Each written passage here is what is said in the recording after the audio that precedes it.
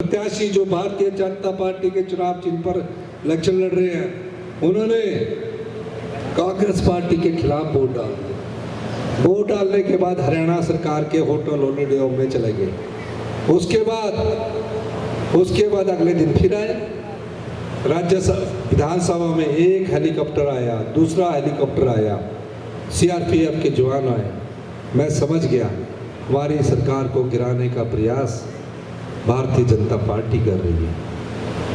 मैंने देखा विधानसभा के सभागार में आए भारतीय जनता पार्टी के राज्य के अध्यक्ष राजीव बिंदल जी, उनको लेकर आए।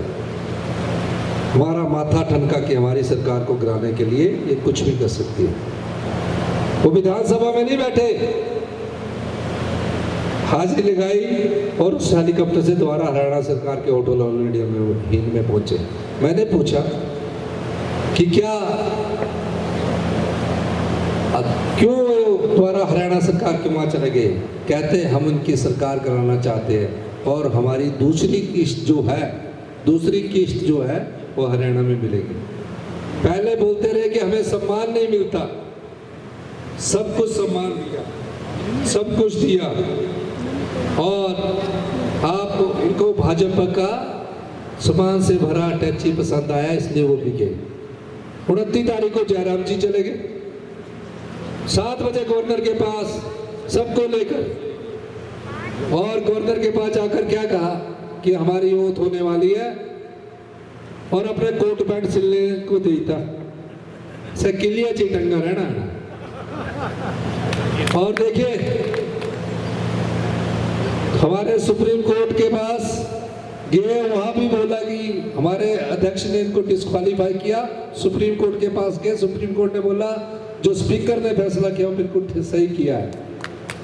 फिर भी एक महीना हिमाचल की सीमा से बाहर रहे, सरकार कराने की बात करते रहे।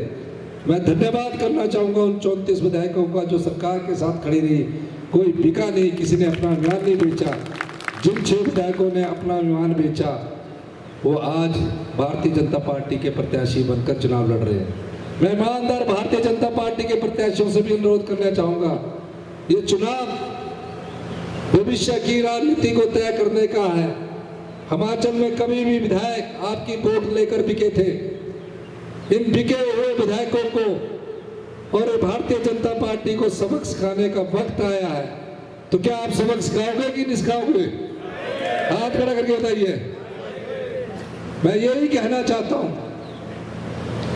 जो व्यक्ति आपके वोट लेकर विधायक बनता है, अगर वो राजनीतिक मंडी में बिकता है तो आपके विरोध की कोई अहमियत नहीं रह जाती।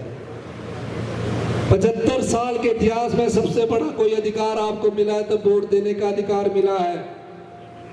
ये वोट की ताकत है कि एक मुख्यमंत्री से लेकर हमारे आनंद शर्मा जी राष्ट्रीय नेता यहाँ आपके पास आए हैं।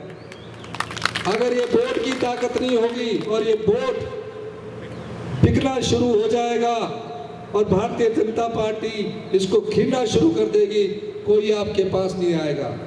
इस समय अपने वोट की रक्षा के लिए, इस लोकतंत्र की रक्षा के लिए, और जो पैसे के दम पर सत्ता की कुर्सी हटाना चाहते हैं, ऐसे लोगों को सबक सिखाने का वक्त आया है। 1 जून को जब आप वोट डालने जाएं तो उनको सबक सिखाना है। सिखाओगे कि नहीं सिखाओगे? 1 जून को वोट डालने जब जाओगे, हाथ खड़ा करके आनंद शर्मा जी के पक्ष में अधिक से अधिक वोट डालना है। सब लोग हाथ खड़ा करके बताइए। यही नहीं, मैं आज अभी अंतिम अपील ये करना चाहता हूं, आप विश्वास कीजिए 3.5 साल कांग्रेस की सरकार है। ये कांग्रेस की सरकार के लिए वोट डालने का समय नहीं है, क्योंकि कांग्रेस की सरकार तो 3.5 साल चल रही है। 2 एमएलए हमारे एमपी का चुनाव लड़ रहे हैं। ये वोट बेईमानों को बाहर निकालने के लिए डालना है। ये लड़ाई ईमानदार और बेईमान की है, झूठ और सच की है, धर्म और अधर्म की है, बेदाग और दागदार की है। इस लड़ाई में ईमानदारी को जीतना होगा, सच को जीतना होगा, बेदाग को जीतना होगा, धर्म को जीतना होगा। ये लड़ाई धन बल से नहीं जीती जा सकती, हमारे पास कोई धन बल नहीं है, लेकिन जनता का बल आपके पास है। आपकी ताकत ही इस धन को हरा सकती है, जनता ही धनवान को हरा सकती है।